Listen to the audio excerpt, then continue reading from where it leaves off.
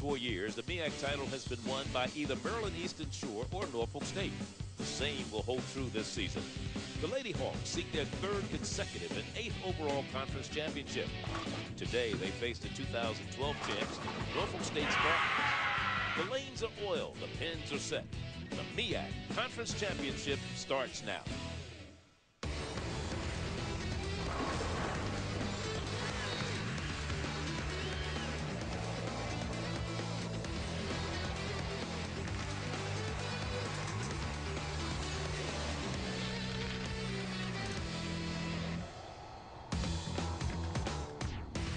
With the AMF lanes in Chesapeake, Virginia for the 2015 MEAC Bowling Championship. And today, the Norfolk State Spartans, who finished third in the Southern Division, will take on the Northern Division winner and two-time defending champs, the University of Maryland Eastern Shore. Hello, everyone. Charlie Neal, along with my partner, PBA Hall of Famer Randy Peterson. We welcome you to Chesapeake, Virginia, and this bowling championship for the MEAC. And over the last 4 years, it's been either Norfolk State or the University of Maryland Eastern Shore winning this championship. But University of Maryland Eastern Shore has dominated the sport 7 times in the 15 years since the MEAC has started this championship. The question today, Randy, is can they make it number 8? Charlie, I really think they can. UMES is the perennial powerhouse in the MEAC. They've really dominated this conference, and all the teams in the conference know that they're the team to beat. This season, they went 29-1 in conference play. Their only defeat coming at the hands of Norfolk State. So today, for UMES, it's not only title number 8 on the line, but also redemption. A little revenge, too, also. Let's talk about some of the players we're going to watch. We'll start with Norfolk State and their anchor bowler, a young lady by the name of Delilah Bethel. Well, Delilah Bethel performed brilliantly as a freshman 3 years ago, and she will have to infuse her teammates with that experience and moxie for them to have a chance today. On the other side, the University of Maryland Eastern Shore is going with their Rookie of the Year, Lashana Saros. Saros has what I call the prototypical power game, Charlie, typically seen on the Men's Pro Tour. As if UMES wasn't imposing enough, Norfolk State gets to watch Saros anchor the Lady Hawks. All right, let's check out the format. It's a Baker format for this MEAC Women's Bowling Championship. It's a 5-person team with each player bowling 1 frame. The pattern repeats for frames 6 through 10. The match is the best of 7, and there is no double elimination. As far as the starting lineups, let's take a look. Starting with Norfolk State, they'll lead off with Carrie Hickey, followed by Courtney Williford, Courtney Brown, Kelsey Yarborough. Delilah Bethel will be the anchor bowler for the Lady Spartans. For the University of Maryland Eastern Shore, they'll be led by Victoria Jones, followed by Valerie Riggin, Tatiana Munoz, Mariano Alvarado, and the anchor bowler for them is the Rookie of the Year for the conference, Lashana Saros. We'll have more of the 2015 MEAC Women's Bowling Championship after this. You are watching the MEAC Bowling Championships on ESPNU.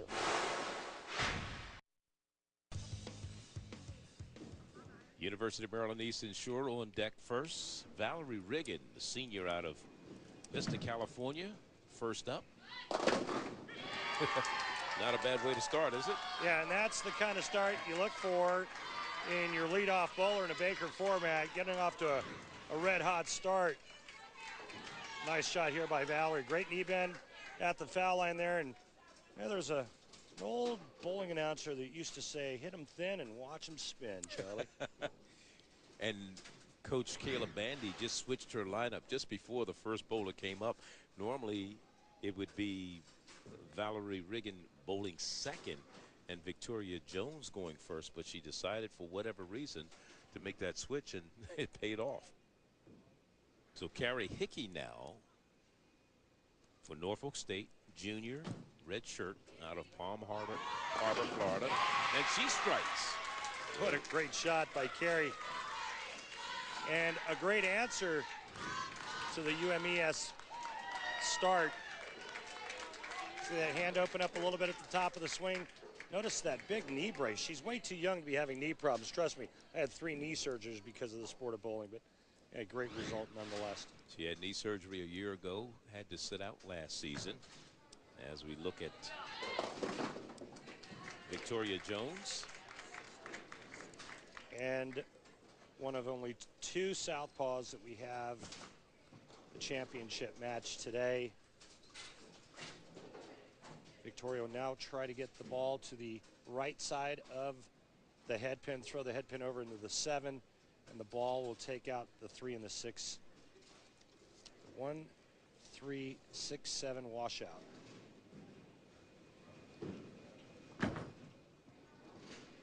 She had the right idea. Still left the 7 pin standing. Yeah, I didn't catch enough of the head pin, Charlie. Good try, though.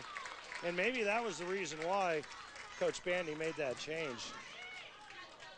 Tough reaction thus far. I know it's early, but maybe it's just a ball reaction issue for Victoria Jones.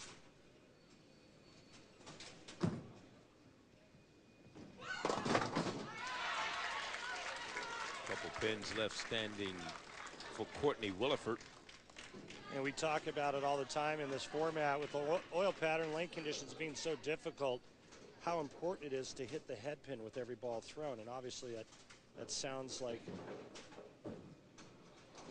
a very elementary way to go about it, but think about this. If you hit the head pin with every shot, your chances of pulling a pretty good score increase. Williford, senior out of Norfolk, Virginia, picks up the spare. So that's very important. You don't want to leave any open frames. Well, you know, in the second frame, Victoria Jones misses the head pin, leaves a washout, and now UMES is trailing because they have an open frame. Courtney Williford goes through the nose, doesn't leave the split, leaves the 3-6 spare. She converts it, and they have the early lead here in game 1. Senior out of Columbia, 5'2". This is Tatiana Munoz, first team all-conference selection this year.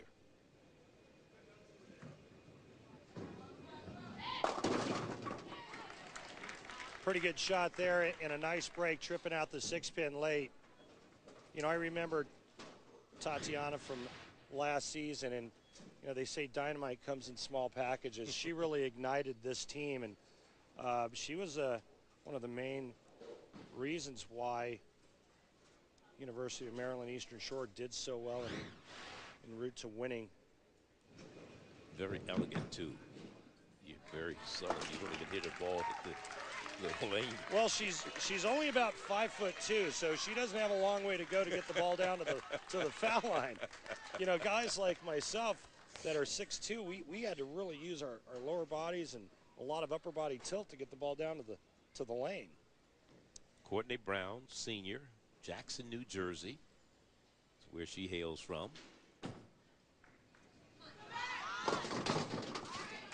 Tough split.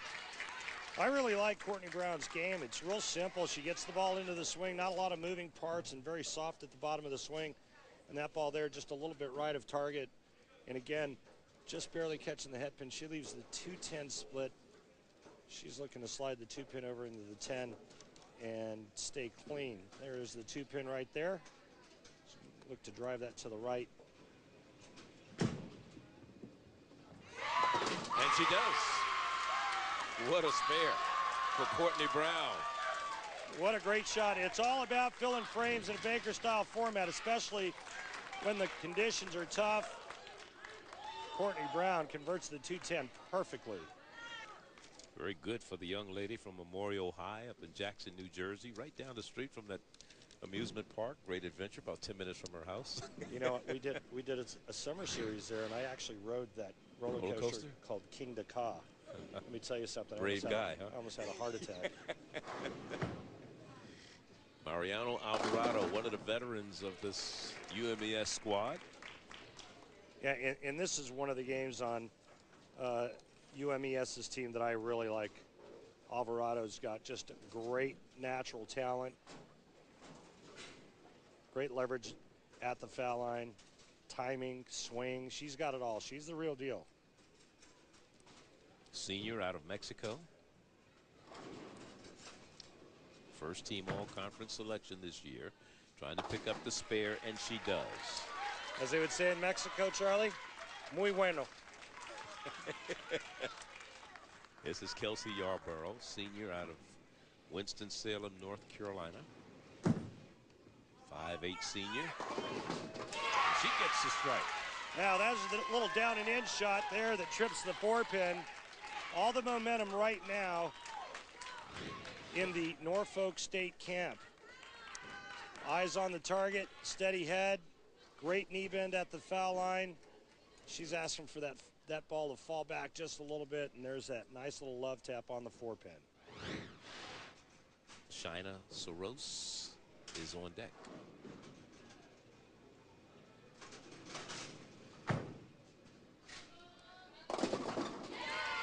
Now, this is one of the most interesting games I've seen in women's bowling in a long time. She throws it like the power players on my tour do today. She drops the ball into the swing early, waits for it at the top, runs after it, and then just rips on it at the bottom of the swing. And that's why she's playing a much deeper angle than all the other players. She's got more power.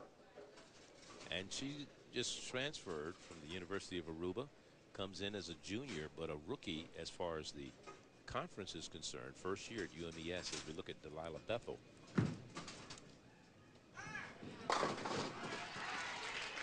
She leaves 3 standing.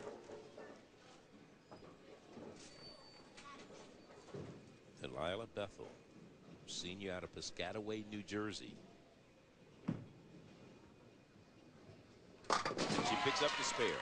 So no open frames for Norfolk State. The first 5 frames. Back with frames 6 through 10. Game number 1 in a moment. Dennis Thomas, the commissioner of the Mid-Eastern Athletic Conference, on hand. He's been a busy man lately. He's has teams been all over the place in terms of basketball, both the men and the women. And now he's here watching one of the top sports in the conference in terms of recognition, and that is bowling. They've won a number of NCAA championships, and here's Maryland Eastern Shores. Valerie Reagan, frame number 6. I shook his hand earlier, about broke my hand. Well, he used to be a football coach. Well, I'll tell you what, I wish you would have warned me. Now, you talk about good breaks. I didn't get one when he crushed my hand, but this is a great break. Watch this. 6-pin goes to the sidewall. This is a weak 10. That pin should have just laid dead in the gutter. Instead, the little love tap on the 10. Guess what? We have a 2-pin match. Made a difference, is Carrie Hickey. This is frame number 6. She leaves the 7-pin. Boy, you can see the amount of torque that she puts on her knee and the position that she gets into at the foul line.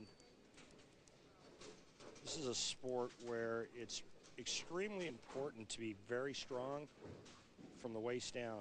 The legs basically are the engine. They're the engine, the framework, the foundation of the bowling game. Chemistry major from Palm Harbor, Florida, picks up the spare.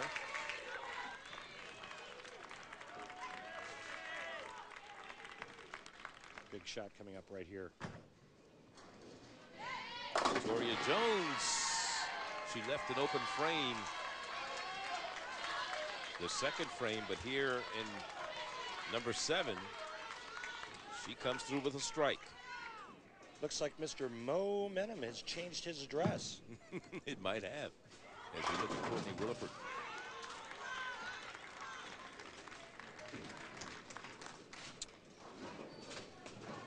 All the mojo now on the UMES side. They're working on 3 strikes in a row. No strikes working for Norfolk State. Even though they're clean through 6 frames, this could be 7. Williford picks up the spare.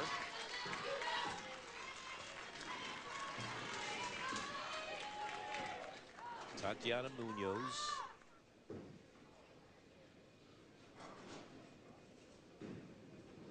Says she lives by the advice her dad, Edgar, gave her of trusting yourself. And she trusted herself into a strike that time, didn't she? Well, that's just a great shot. You know, the thing you have to look at is these players only get to throw 2 shots a game, with the exception of the anchor bowlers who get to finish the 10th frame. So the players sit for an awful long time. You look at the shot that Tatiana throws right here. I mean, you just can't throw it any better than that. I mean, that's spectacular. Working on 3 in a row, comes back, throws that shot. That could have very well have sealed the deal here in game one. Courtney Brown on deck, and you spoke of that, Randy. How hard is it, having been on the circuit, to do and work in a Baker-type format? It's extremely difficult. The lanes change a little bit. You're not seeing the transition. You're only throwing 2 shots a game. It's it totally goes against everything that you've trained yourself to do. With the exception of collegiate bowling, we don't see Baker formats. Mariana Alvarado.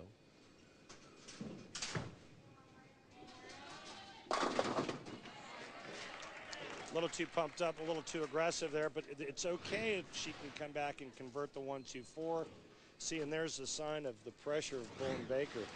You've got 4 other players back there rooting you on, and I think there's probably even more pressure than if you were bowling in a singles competition. In a singles competition, you do that, you're like, oh, well, I just let myself down. Now in Baker, you turn around, there's 4 other teammates there that you have to face. Norfolk State can strike out to shoot 226. The best UMES can shoot 223. So if Norfolk strikes out 9th and 10th frame, they win game one. Kelsey Yarborough, frame number 4, rolled a strike. How about another one? Wow, just brilliant. Kelsey Yarborough steps up and trips the 4 pin in the 4th frame, and then here in the 9th sets up the 10th frame for her team to have a chance to win. Shaina Saros, the anchor bowler from Aruba.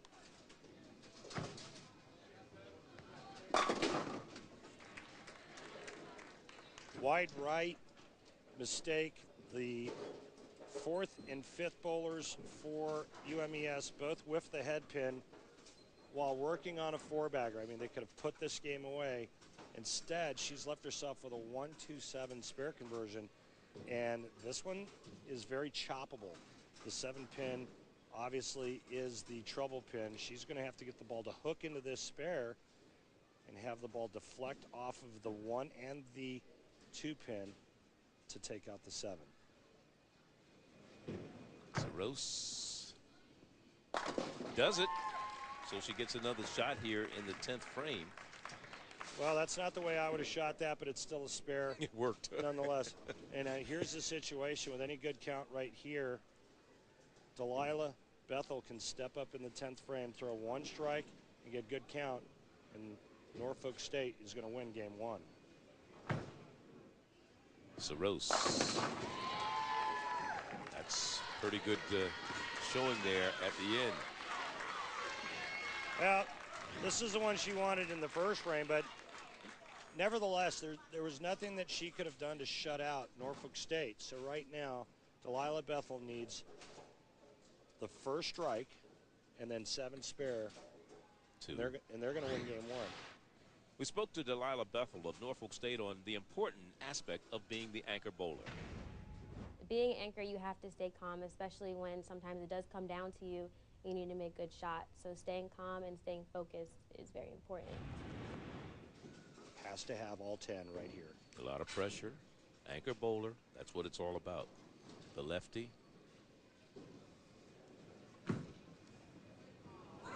Piscataway, New Jersey strikes. Does what she needs to do.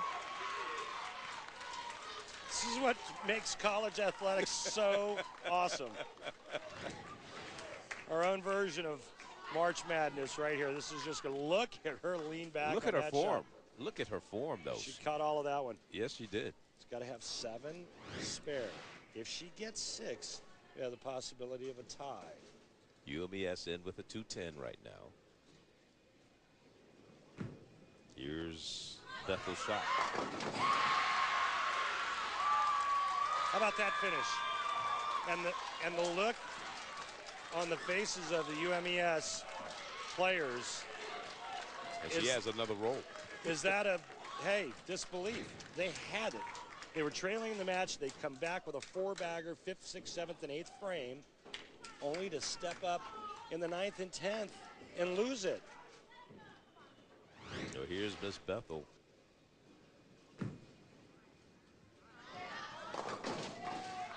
Leads to 7, but that's okay. Norfolk State takes game 1 of this best of 7 Baker format.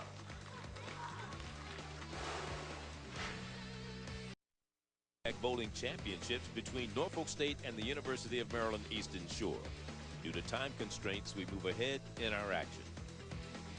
The 2015 NCAA Women's Bowling Championship will take place at Tropicana Lanes in St. Louis, Missouri. Coverage begins Saturday, April 11th at 8 p.m. Eastern on ESPNU. This is number 5, 5th game of this best of 7. Norfolk State had a 3-0 lead. Was right in the driver's seat there, but Lashina Soros, the Rookie of the Year in the MEAC, came through big in that 10th frame for the Lady Hawks as Tatiana Munoz gets ready to bowl here in game number 5.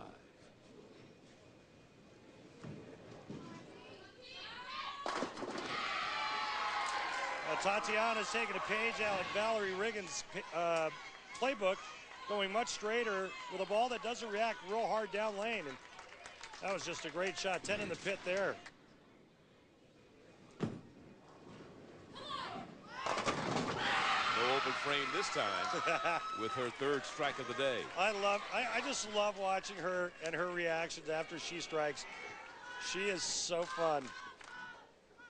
So here's the young lady you spoke about, Valerie Riggins, who's had a big day for this Lady Hawk squad. 6 strikes, 1 open frame, and that was in game number 2. Nobody has thrown more strikes today for UMES than that young lady right there. 5 in a row for Valerie Riggins. Courtney Williford. You know, the longer UMES can be allowed to hang around. You don't let the defending champs hang too long because they figure a way, don't they? Well, you know what? When Muhammad Ali had his opponent on the ropes, he finished him. He didn't let him catch a breather or recover or get his wits about him and then go, okay, all right, now we can continue. He knocked him out.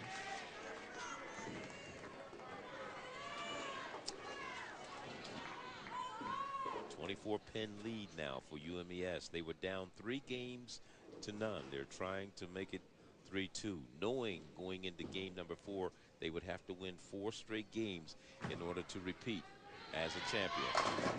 Great shot. 7-pin stands, but it is a good shot for Victoria Jones. It's a really good shot because she does exactly what her teammates are doing. She moves a little bit right, excuse me, a little bit left on the approach and goes much straighter with more ball speed and tries to keep the ball on line.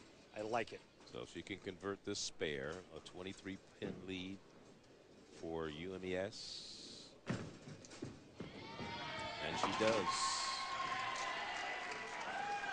So we're starting to see the UMES team we're accustomed to seeing. All of a sudden there's a little life on that side of the street. This is Courtney Brown. She has had a strike in every frame except 2. And she continues to roll. Nobody has thrown more strikes today for Norfolk State than Courtney Brown, 7. AKA the Terminator. She has 7 strikes to her credit. I like her game. It's nice and simple. Keeps the ball and her target in front of her. And she's performed brilliantly throughout today's competition. As we look at Mariana Alvarado, 2 strikes to her credit today. Still trying to play that deep inside line. It just doesn't work. The pattern's too flat. Grab a ball that goes straighter, move right, and keep the ball in play. That's the way to play this oil pattern. Oil pattern early on in the contest compared to now we're in game number 5. Back ends were much fresher when we first started, so there's going to be more down lane reaction. Well, the oil carries down the lane, the front ends start to break down, so the ball reaction down lane starts to become less and less. The front end, the ball starts to read a little bit sooner. What do you have to do? You back your hand out of it, try to go a little bit straighter. Missed the spare. Missed her target wide right. She's throwing a plastic ball. This ball's not going to curve. Again, I think that's just more a mental mistake than anything else. Here's Kelsey Yarborough from Norfolk State. Big strike for her, back to back. And look how quickly things can turn. An open frame by conceivably an easy spare conversion that's whiffed in the fourth. Norfolk State comes back with 2 strikes in the third and fourth. Now they only trail by 1 pin. Thashina Saros.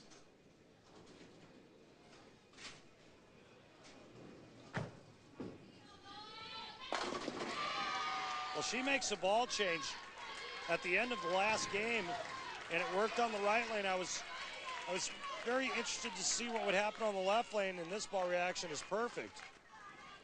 So let's see. Each team with an open frame here in this game number 5, the first 5 frames. Let's see what Ms. Bethel can do.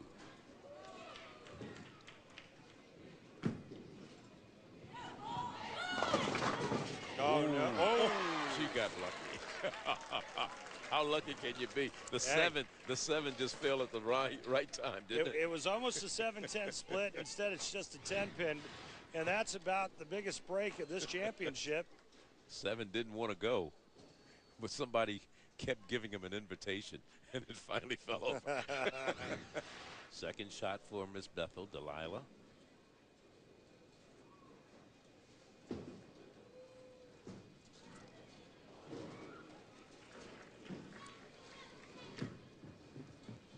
Oh, no. Game number 5. Can Norfolk State rally? They're down 14 going into the final 5. Game number 5. Norfolk State with a 3-1 edge as far as this best-of-7 Baker format is concerned. Strikes hard to come by. You must fill frames and convert spares. Victoria Jones looking to do that. So Victoria Jones.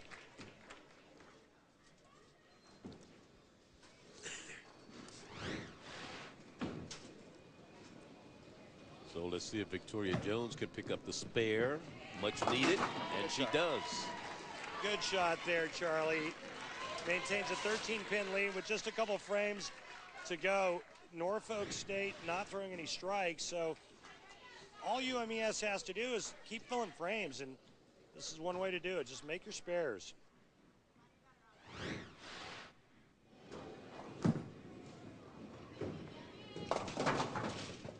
Wow. Tough split for her. First errant shot I can remember from Courtney.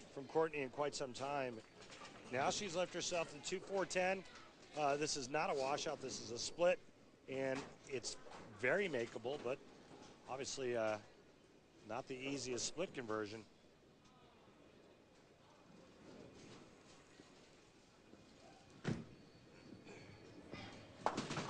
Good try. So a couple of open frames for Norfolk State here in this game number 5. And Maryland Eastern Shores jumped out to a 25 pin lead, I should say. Her team struggled early on. We're down 3-0. Let's see if she can get them back in here. She leaves 3 standing. Take that same ball down, move right. Much more straighter through the front. That ball just never picks up. Watch that. 10-pin fall late, no washout.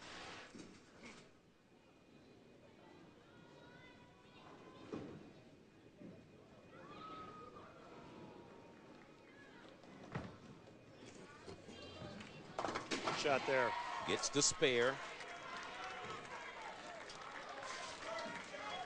And keeps her team out in front by 22 pins. And of course, here's Kelsey Yarborough. 2 straight strikes for her last 2 times up. If Kelsey doesn't strike here, we are more than likely moving on to a game 6. Senior from Winston-Salem. 7 won't go.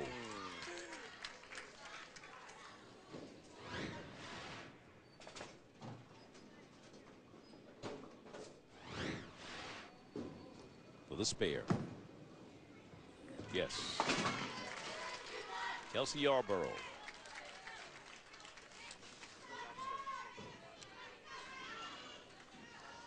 Now the anchor bowler for UMES, this young lady, Thashina Saros, who's told me earlier she didn't know about a lot of programs as far as bowling, and nobody really came after her, didn't know whether she could make it, but somehow found her way to UMES, knew about the history of their bowling program, and spent 2 years. She comes in as a junior, spent 2 years at the University of Aruba.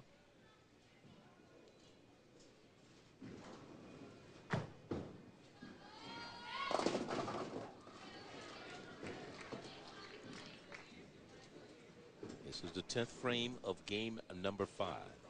She needs to make this to lock up this game. If she misses this, Norfolk State can win it. yeah, Delilah Bethel can step up in the 10th frame and win this MEAC championship. Again, to me, it's just a lot of the same. She changes bowling balls, but she gets this one a little bit right. It doesn't recover.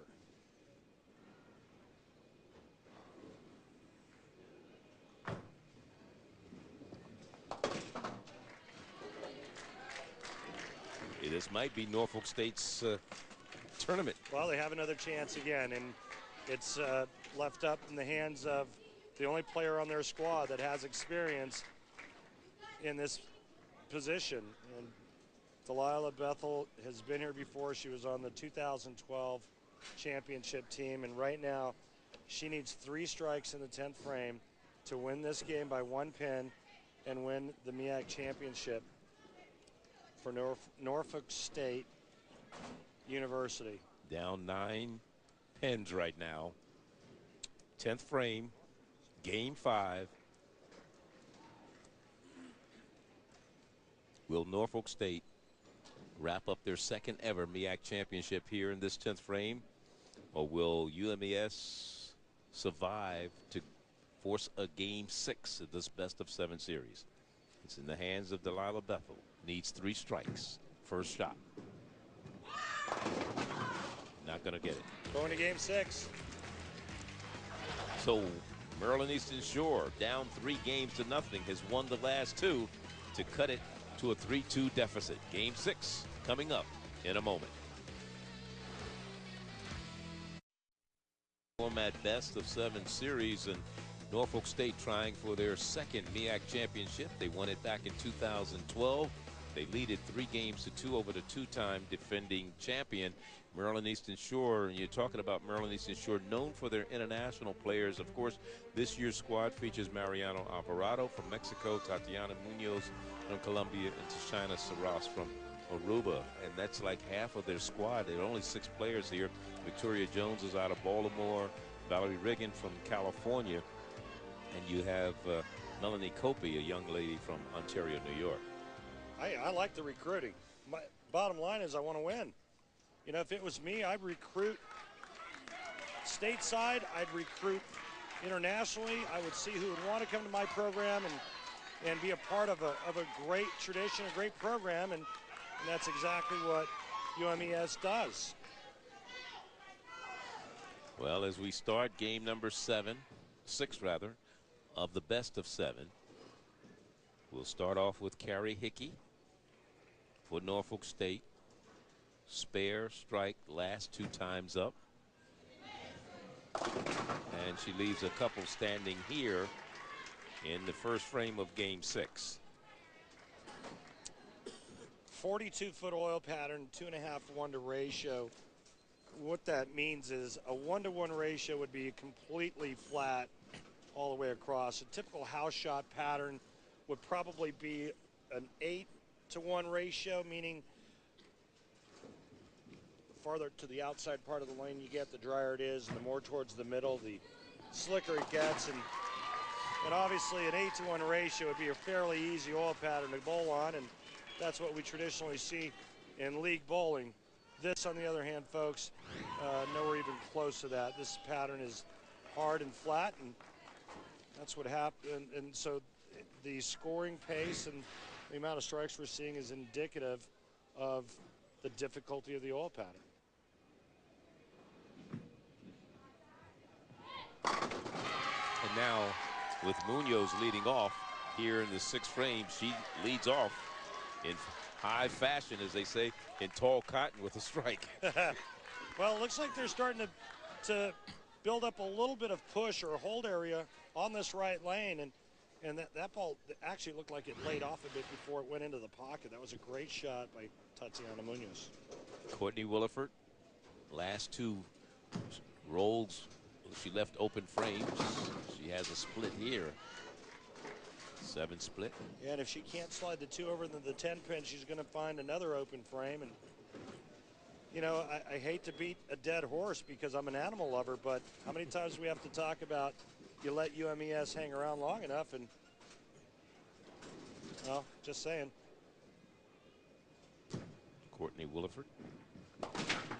And she only picks up 1, so another 3rd straight open frame for the senior out of Norfolk, Virginia. And we know what Valerie has done the last couple times up.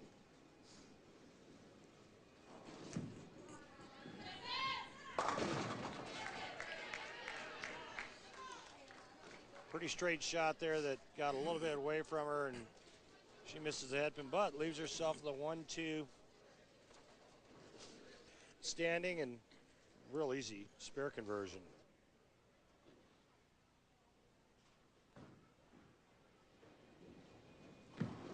Valerie Riggin trying for the spare, and she makes it.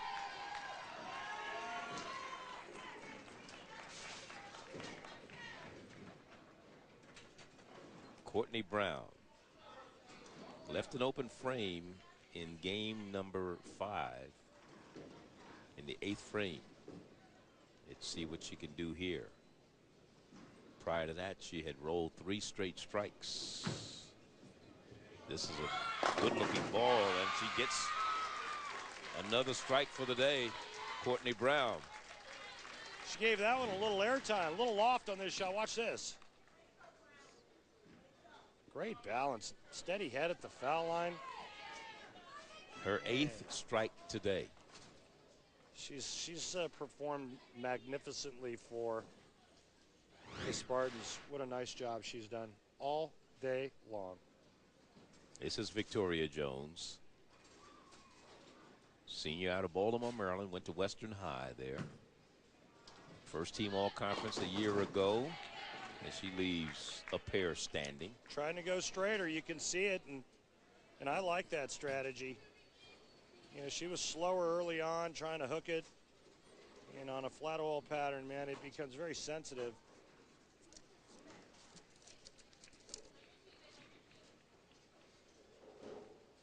She'll lose all but 2. That is Coach Bandy from this team. Everybody's a senior. There's a spare picked up.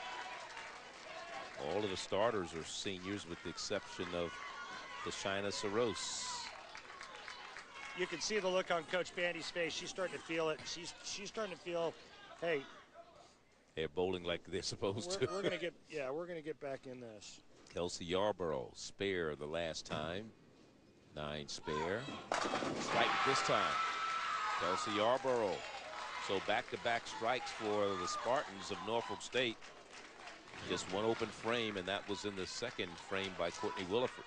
Great shot here, and that cuts the deficit to just 3 pins. Well, you can't throw it any better than that.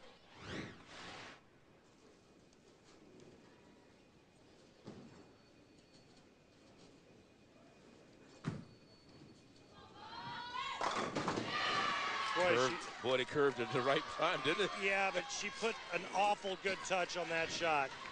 I really like her game. Look at that beautiful arm swing, hands open, just in between 4th and 5th arrow, about the 22nd, 23rd board, and a great result. 10 pin goes down, and all 10 go down.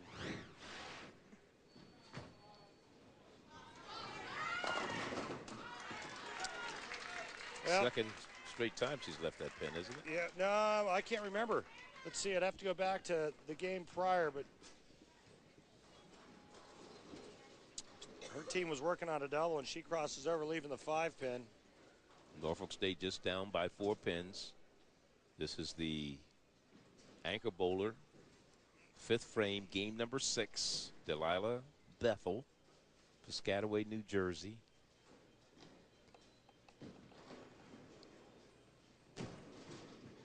Look out.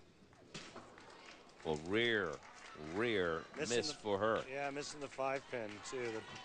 Right in the middle of the lane. It's too bad. China Soros.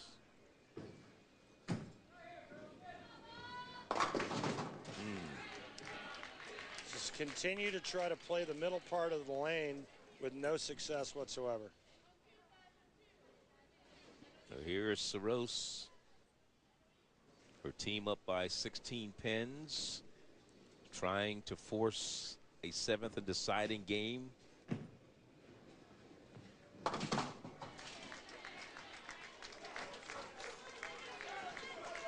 So a 4-point lead for University of Maryland Eastern Shore. Game number 6 of this best of 7 Baker format. Lanes, AMF Lanes in Chesapeake, Virginia, along with PBA Hall of Famer Randy Peterson. I'm Charlie Neal, and we're glad you could join us. 2015 MEAC Bowling Championships, best of 7 Baker format series, and this is game number 6. Maryland Eastern Shore trailing 3-2, trying to make it 3-3.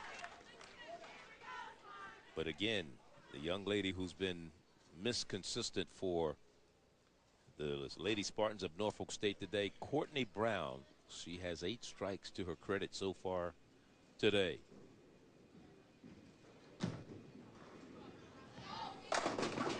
Make it 9. Well, sometimes it's better to be lucky than good, and this is one of those times. Crosses over, gets a nice breakthrough on the Brooklyn strike, but more importantly gives her team a little bit of a chance here with the 9th and 10th frame left for Norfolk State. UMES still the 17-pin advantage as... And a strike this time for Victoria Jones.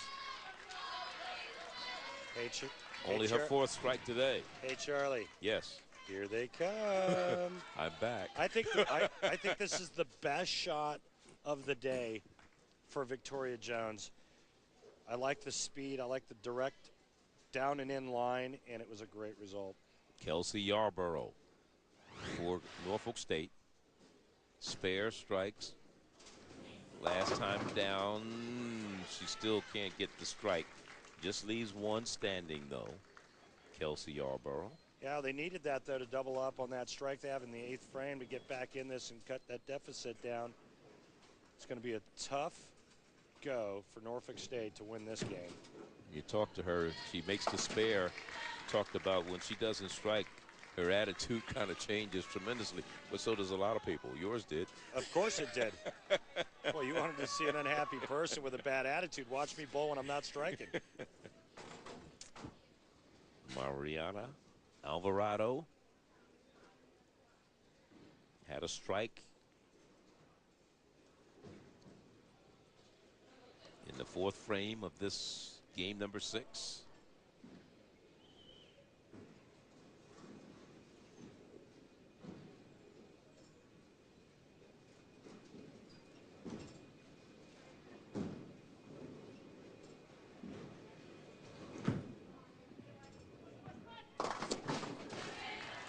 Inside of target, through the nose. It's just mind-boggling to me that the middle part of the lane hasn't developed at all. With the amount of plastic balls that have been thrown down the middle part of the lane, there's nothing there. Normally, plastic balls thrown down the middle part of the lane will increase that hold area. If you're throwing reactive resin balls down the middle part of the lane, it would actually be absorbing oil, taking oil off. Plastic balls actually will pick that oil and drag it down the middle part of the lane. Not necessarily Spread spread it, it, not spread, but drag it. Yeah. And by dragging it, it increases the hold area in the middle part of the lane. And when you're bowling on a flat oil pattern, especially a power player, that's what they wait for the middle to develop. The middle part of the lane hasn't developed yet, and I don't think it's going to.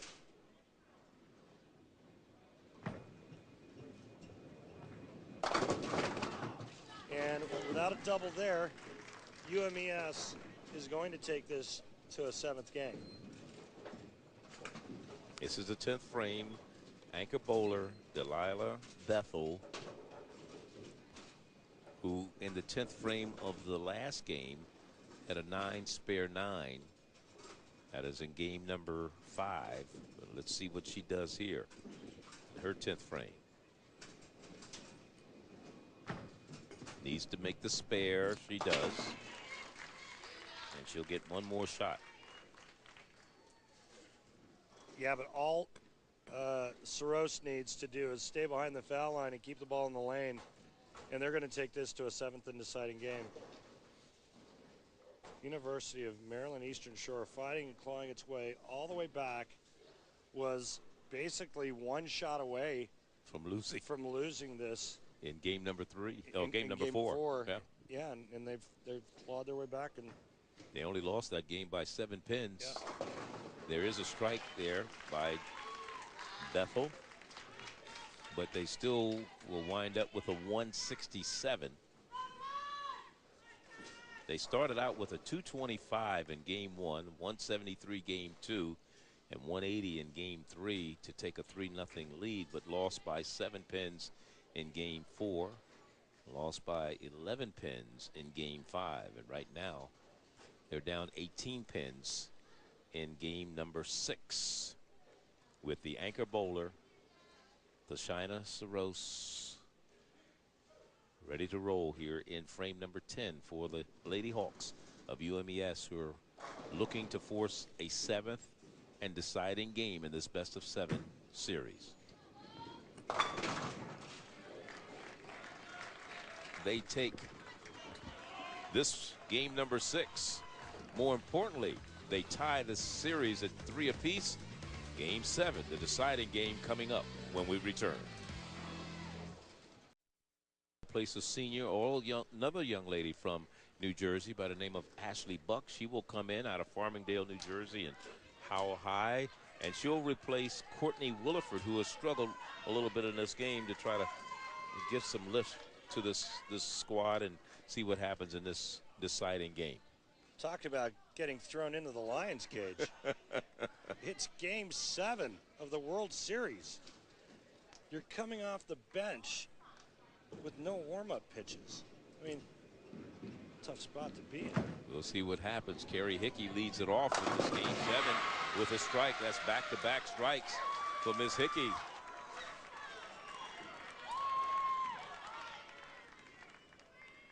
So the reason why the two teams have not changed lanes is the higher seed in game 7 gets the choice and can stay, and that's what UMES decided to do. They decided to stay on the lane that they were comfortable in which they won what, games 4 and 6. It's great strategy. Stay on the lane that that you've had success on, and that you're not going back over to the left lane and try to figure out how much transition that lane's gone through. The winner of this game wins the 2015 MEAC Bowling Championship. This is the 7th game. Norfolk State led it 3 games to none. Had an opportunity to wrap it up in game 4, but UMES would not go down without a fight. And the spare is made by Munoz as we are in the rubber game of the match. Now, this is a young lady who hasn't bowled at all today, senior out of Farmingdale, New Jersey, sociology major. This is Ashley Buck. And right now, poor Ashley, all she's trying to do is keep the insides from coming to the outside. She bowled against Delilah Bethel and Courtney Brown in high school.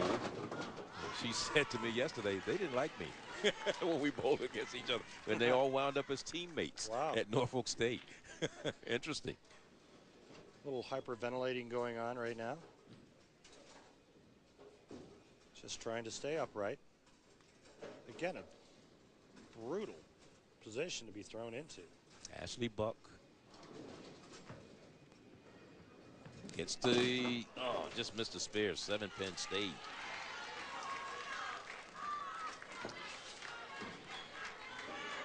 Gutsy move by Coach Harrison. Not sure it's the right one.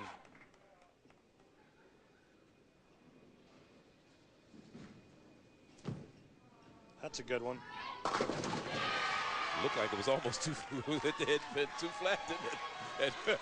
Hey, she's bringing the flamethrower. I mean, she's not fooling around. She's not holding back, and she is bringing it.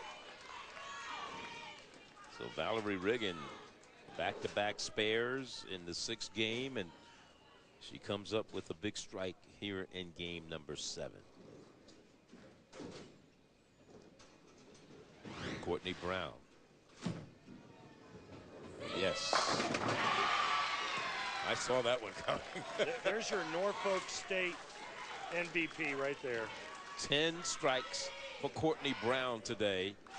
How much different would this outcome have been if Courtney Brown was bowling anchor? I was going to say, I knew that's where you were going with that. This would be over already.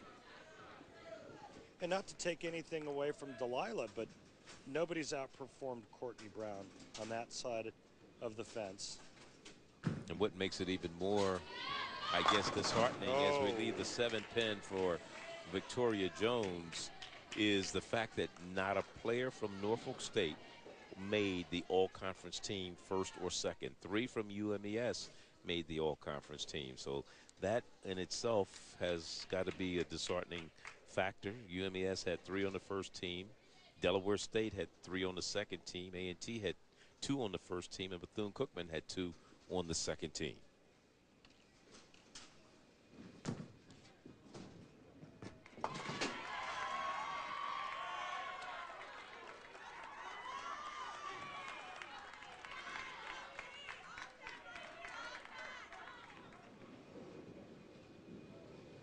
Kelsey Yarborough.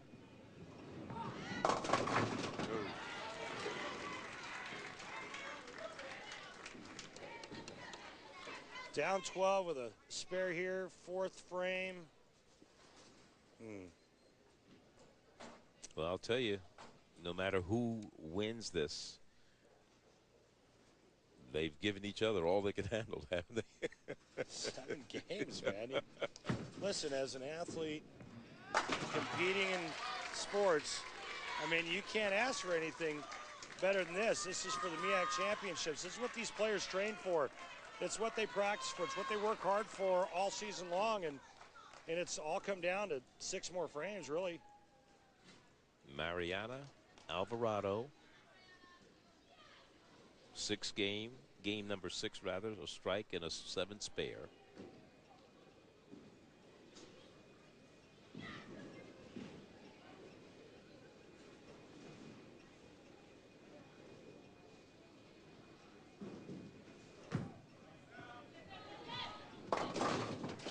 Tough one. And here we go again. We've seen this. We've seen this picture before, haven't we? We've been to this movie. Been to this barbecue once or twice. She gets it just a little bit farther to the right, and again, it hits the sheet of oil. This is almost what I would call a reverse block, in that there's more hook in the middle part of the lane than there is the outside part of the lane, and that's just a byproduct of this oil pattern.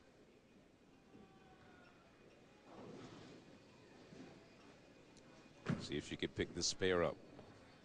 That's going to happen. Bad time for an open frame, and so Alvarado, just her 2nd open frame all day long. Meanwhile, the anchor bowler, Delilah Bethel for Norfolk State. Strike here could go a long way. Carrie Hickey in that leadoff position's been solid for this team. Oh, try. And the reason what I meant by that is she strikes here in the 5th. She sets up that 6th frame for Carrie Hickey. Certainly, who has back-to-back strikes to her credit already.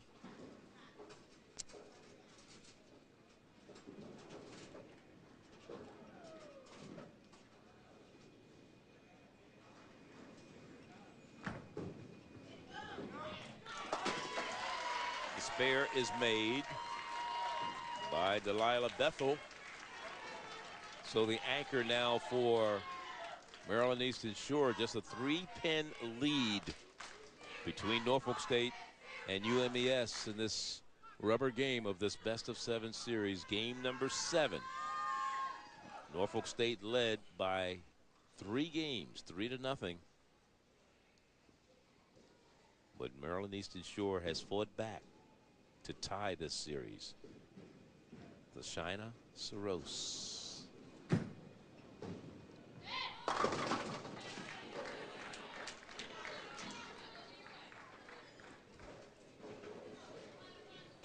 Just needs to spare to maintain the lead, but it's a very small lead. Oh, they're trailing if she spares. They're trailing by 3. They are down by 3, yeah. I mean, quite honestly, based on her last few shots on this right lane, which have both been 3-10 splits, she's got to feel pretty good about just leaving the 4-pin. Real easy spare.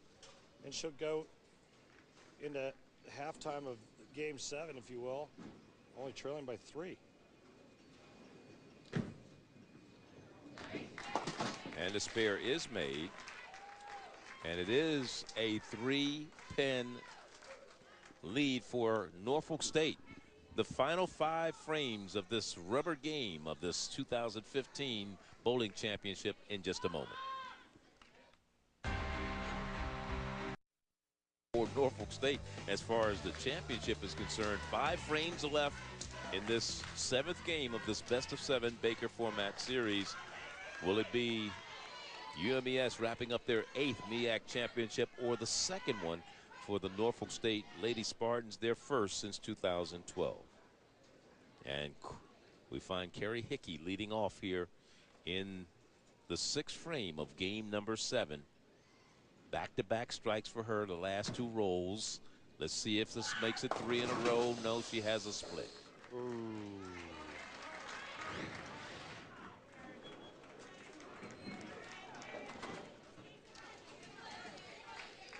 Not that bad of a shot, but boy, did she pay for it going through the nose. Hickey, chemistry major. And she does leave one standing, the 10-pin, and it's an open frame to start off the final 5 frames here for Norfolk State. That was a great shot right there of the ladies just all huddled up and their hands on each other's shoulders. I mean, that's what makes this sport and this competition so great. Look at that. That's just awesome.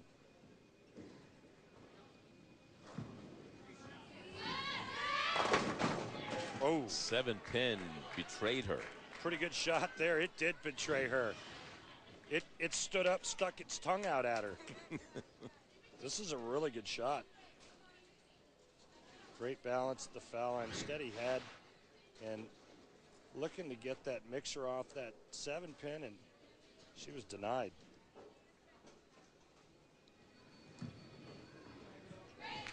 The spare is made by Munoz. Now, you spoke of the young lady who was the replacement, Ashley Buck, sociology major out of Howell High in Farmingdale, New Jersey.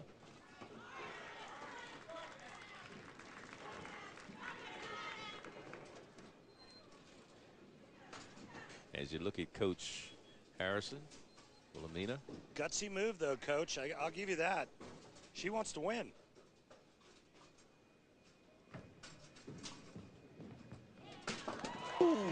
Just couldn't get any closer to that, could you? Oh my! She just barely missed the 4-7 in her first time up, and this time she barely catches enough of the 4-pin. Oh, look at her willing it over. Please, not back-to-back open frames, please. Okay, never a doubt.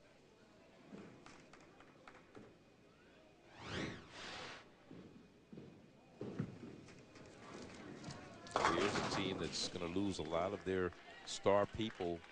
They're going to lose everybody except Saros and Melanie Copey, a freshman, but they do have commitments already from a young lady by the name of Jackie Rhoda from Portage, Indiana, and another young lady by the name of Haley Cummings from Dayton, Ohio. So the cupboard is not going to be bare for University of Maryland Eastern Shore. This is just textbook. What a great spare. And her team reaction. Oh, yeah. But here comes Coach. I love it. Courtney Brown. She has been the MVP for Norfolk State today. Can she continue?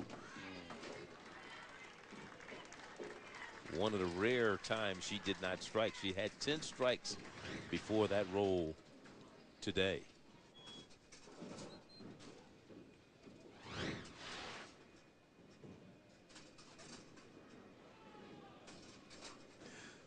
As we look at Courtney Brown's second shot.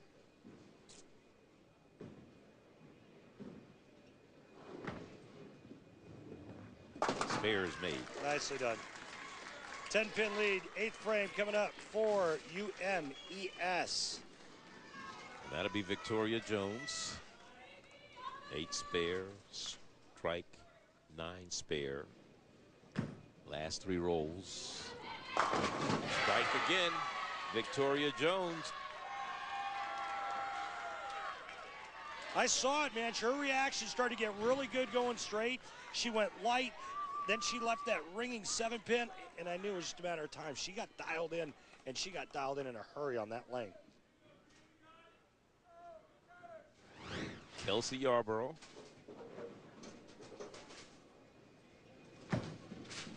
Need it. Got it. Ooh, big shot there.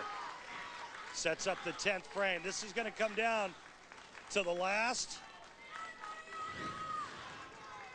4th and 5th players for both sides as we take a look at just a great shot by Kelsey Yarborough.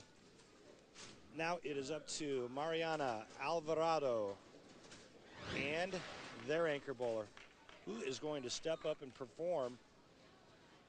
It's going to be very interesting. Both anchors are really being put on the hot seat. This is the 7th and deciding game.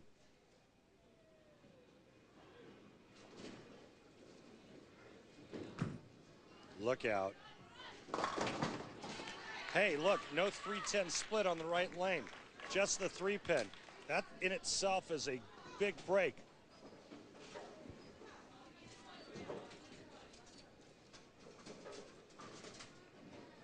Problem is now, no matter what UMES does, if this spare is converted, they can't shut out Norfolk State. If Norfolk State strikes out, they'll shoot 191. If UMES converts here and then strikes out in the 10th frame, UMES will shoot 191.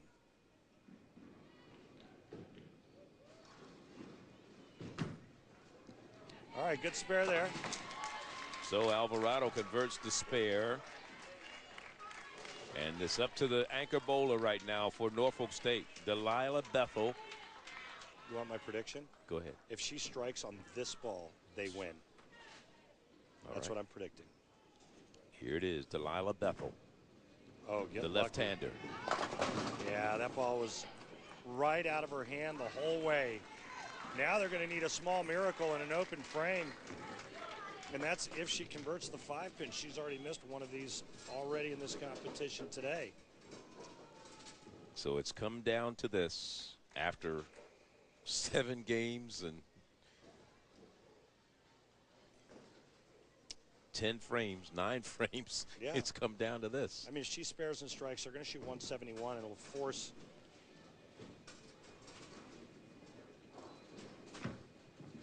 UMES to mark in the 10th. So the spare made by Bethel. Now she'll have one more shot. And this ball is important because she wants to keep, the count. If she hits a strike. And stay in the one. Sure. Yeah, and stay at least in the 171. Yeah, if 181. She wants to stay 170 and above. If UMES goes 9 out, they would shoot 169. So 9 or better. Looks good. All right. 9 is enough to force UMES and their anchor bowler to mark in the 10th frame. So the pressure on the Rookie of the Year in the MEAC, that young lady, Tashina Saros from Aruba. Her team up by 11 pins right now, but it's very important what she does here. Does MEAC, the MEAC championship, go to Norfolk State, or does UMES repeat for the 3rd straight year? 10 pins still standing. I'll tell you what, I got to give it to her, though. What a gutsy shot that was. She gave it some room to the right and just absolutely lambasted those finger grips at the bottom of the swing. She caught all of it. Ball tricked up, make sure it came off the end of that pattern, and it was still a weak 10, but now she's just 1 10-pin away. If she misses this, UMES loses by a pin. So it all comes down to her being able to convert this 10-pin here for UMES to win their 8th bowling championship overall, their 3rd in a row. Comes down to this roll. Got it. And UMES is going to win this one. Well, she needs to get 1 pin, right. stay behind the foul let's say line. she doesn't throw a gutter ball, right? You got to pretty much expect that this is over, but what a battle. And you know, we talked about how you cannot let this team hang around, and they found a way, they persevered, and down 3 games to none. They lost the first one 225 to 210, 173 to 153 the second, and was down by 3 pins. They lost game number 3, 180 to 177, but came back in game number 4, 5, and 6. And that's it. 178 to 170. And congratulations to Coach Kayla Bandy, the seniors at the University of Maryland Eastern Shore, and their squad, who for the 3rd straight year and the 8th time overall walks away with the Mid-Eastern Athletic Conference Bowling Championship. And we'll be back to wrap things up from Chesapeake, Virginia in just a moment. You by Allstate. Are you in good hands? Welcome back to Chesapeake, Virginia, and we say congratulations to the University of Maryland Eastern Shore for winning their 3rd straight and 8th overall MEAC Bowling Championship. And let's go down to Randy, who's with Coach Bandy right now. Randy? Thanks, Charlie. Coach Bandy and Randy has a good tone to it. First of all, Coach, congratulations, Assistant Coach Cunningham, and to the rest of the Lady Hawks. Wow, what a performance. Now, Coach, your team's down 3-0. What was going through your mind at that point? It's not too late. Never tell this team it's too late, because they're always going to come back fighting. And what kind of advice did you give them, and what kind of coaching was going on as your team was fighting back? I think that Brett was seeing the lanes the whole time, and we just stuck to the plan. Stay patient, wait for the lanes to come to you. The girls came together and said, you know what, we can do this together, and they did it together. Coach, congratulations on your 8th title. Now, T, you know what, at the start of this show, I was really in awe with your game. I said, you know, this young lady's got a prototypical power game, the kind of power game that you see on the Pro Tour that I cover. Where did you learn that style? From a good friend of mine in Aruba. We practice a lot. His name is Erolito, and he's the one that really helped me in the beginning to get the reps and change my game. Well, you're a lot of fun to watch. And what does this win, and you being the anchor bowler, the reigning MEAC Rookie of the Year, what does all this mean for you and your team? Well, for me and the team, I don't have a word to describe it. I'm really emotional. This is my dream, guys. Thank you, and we made it happen. Congratulations, Lady Hawks, on your 8th MEAC championship title. Way to go. All right, the University of Maryland Eastern Shore Lady Hawks, the 2015 Mid-Eastern Athletic Conference bowling champions, who rallied from a 3-0 deficit to beat Norfolk State 4-3. A reminder to tune in April 11th, for ESPNU's coverage of the NCAA Bowling Championship. For Randy Peterson and our entire crew here in Chesapeake, Virginia, Charlie Neal saying so long, and again, congratulations to UMES, the winners of this year's championship.